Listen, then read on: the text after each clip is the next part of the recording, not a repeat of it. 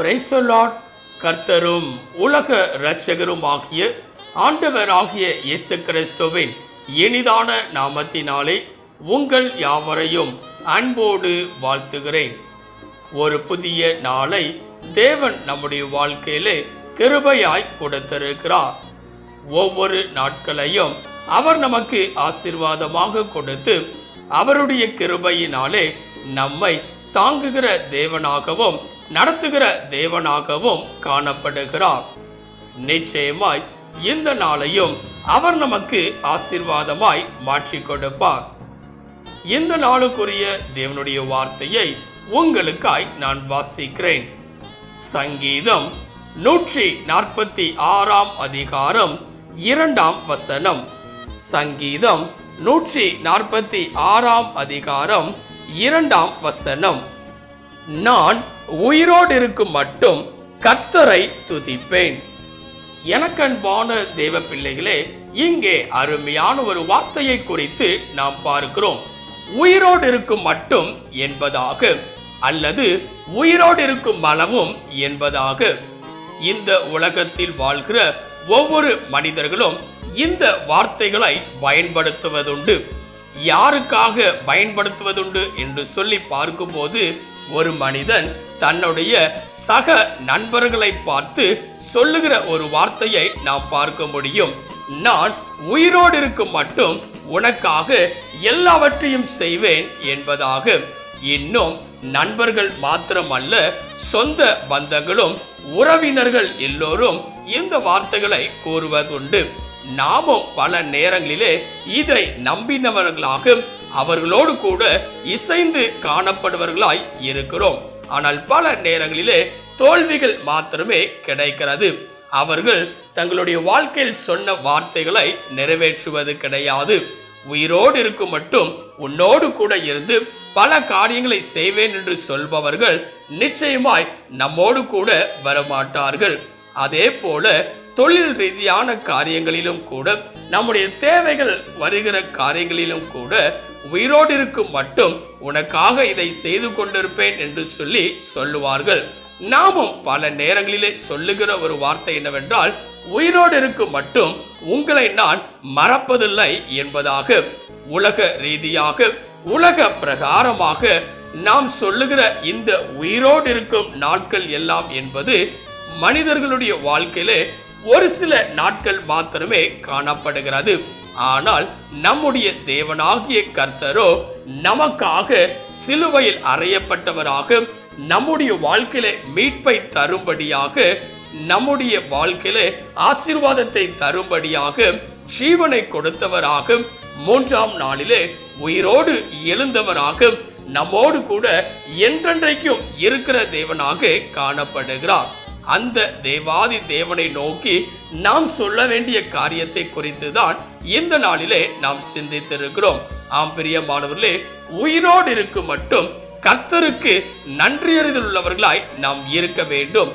ஏனென்றால் நமக்காக கடைசி சொட்டு இரத்தம் வரைக்கும் அவர் தம்முடைய ஜீவனை கொடுத்திருக்கிறார்.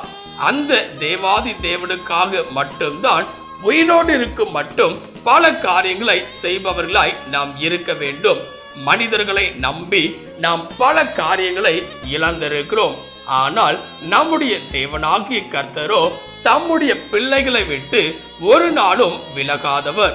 அவர் சொல்லுகிற அற்புதமான ஒரு வாக்குத்தத்த வசனம் என்னவென்றால், நான் உன்னை விட்டு விலகுவதும் இல்லை, உன்னை கைவிடுவதும் இல்லை என்பதாக. அந்த தேவாதி தேவனை உயிரோடு இருக்கும் மட்டும் நாம் பல காரியங்களை செய்பவர்களாய் காணப்பட வேண்டும். எவைகளையெல்லாம் செய்ய வேண்டும் என்று சொல்லி ஒரு சில காரியங்களை இந்த காலவெளியிலே நாம் சிந்திக்க போகிறோம். முதலாவதாக வேதம் சொல்லுகிறது, சங்கீதம் 146 அதிகாரம் 2 வசனத்தை வாசிக்கும் போது, சங்கீதம் 146 அதிகாரம் 2 வசனத்திலே, நான் உயிரோடு இருக்கும் மட்டும் கர்த்தரை துதிப்பேன். இங்கே முதலாவதாய் நாம் பார்க்கிறோம், நம்முடைய வாழ்க்கையிலே ஒவ்வொரு நாளும் கர்த்தரை துதிப்பவர்களாய் இருக்க வேண்டும்.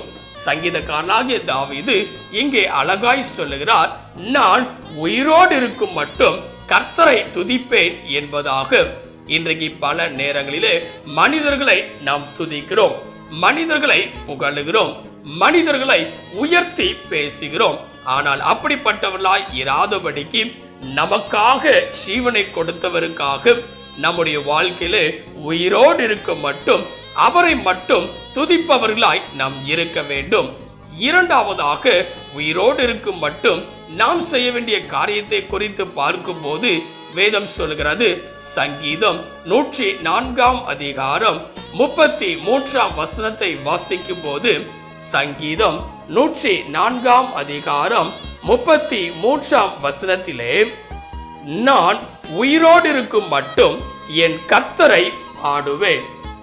இங்கே பார்க்கும்போது இரண்டாவதாக சங்கீதக்காரனாகிய தாவீது இங்கேயும் அழகாய் சொல்லுகிறார், நான் உயிரோடு இருக்கும் மட்டும் கர்த்தரை பாடுவேன் என்பதாக.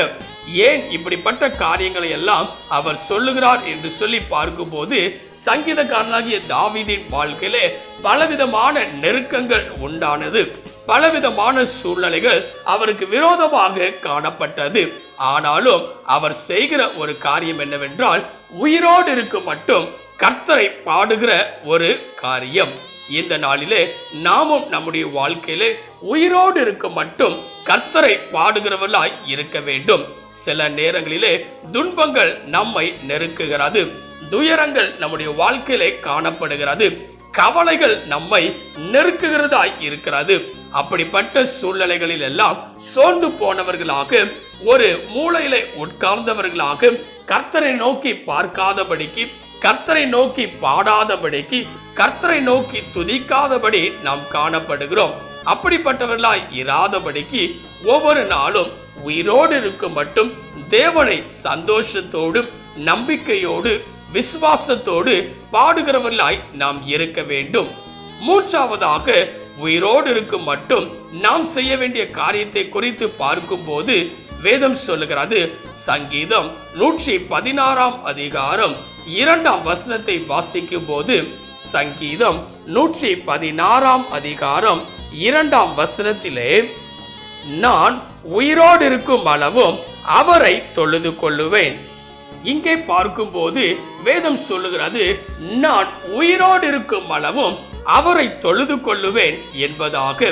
இங்கேயும் சங்கீதக்காரனாகிய தாவீது தேவனுடைய சமூகத்தில் வந்து, நான் எப்பொழுதும் தொழுது கொள்ளுவேன், எப்பொழுதும் அவரை ஆராதிப்பேன் என்று சொல்லுகிறார்.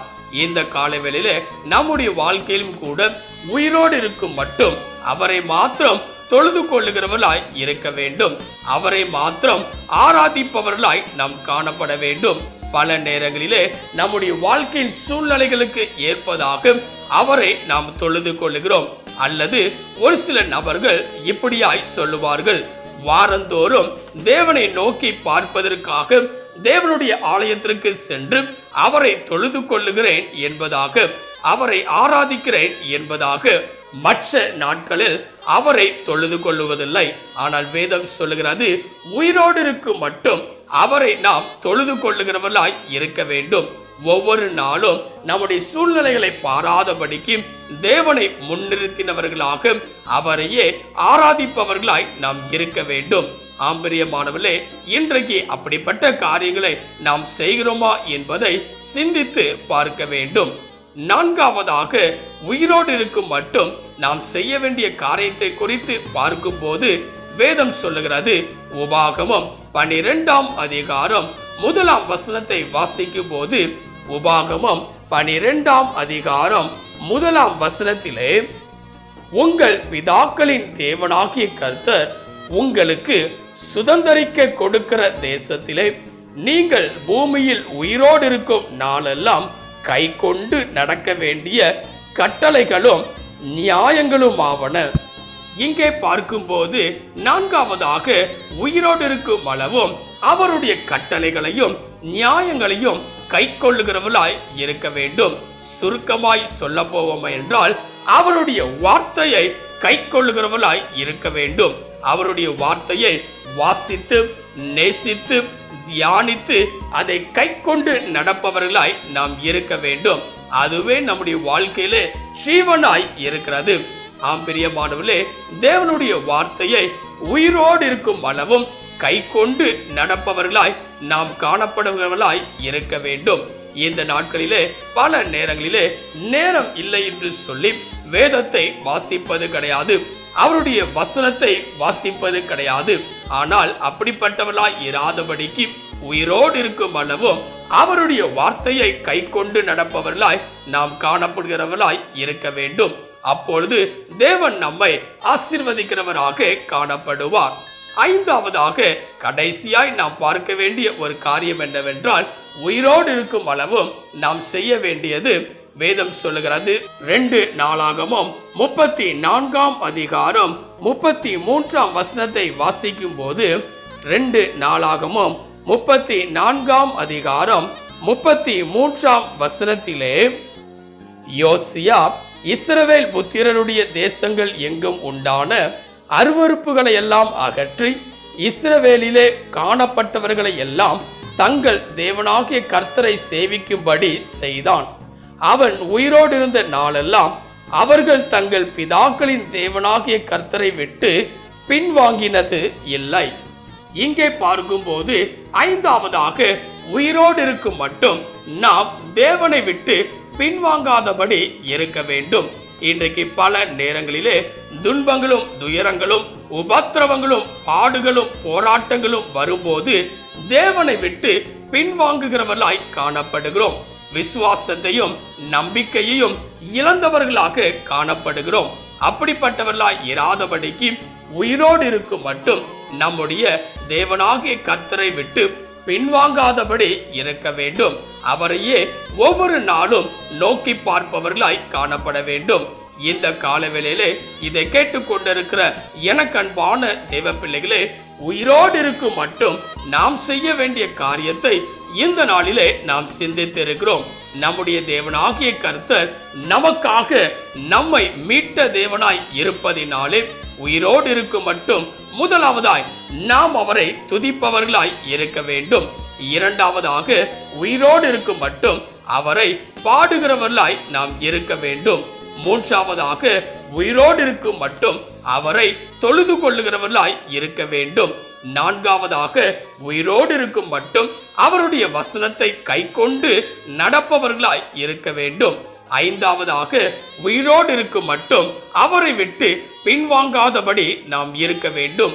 இவைகளை செய்யும் போது நிச்சயமாய் உயிருள்ள வரை தேவன் நம்மோடு கூட இருக்கிறவராய் காணப்பட்டு நம்மை ஆசீர்வதிக்கிற தேவனாக காணப்படுவார். தேவனுடைய கரத்திலே உங்களை அர்ப்பணிப்பீர்களா? செபிக்கலாம்.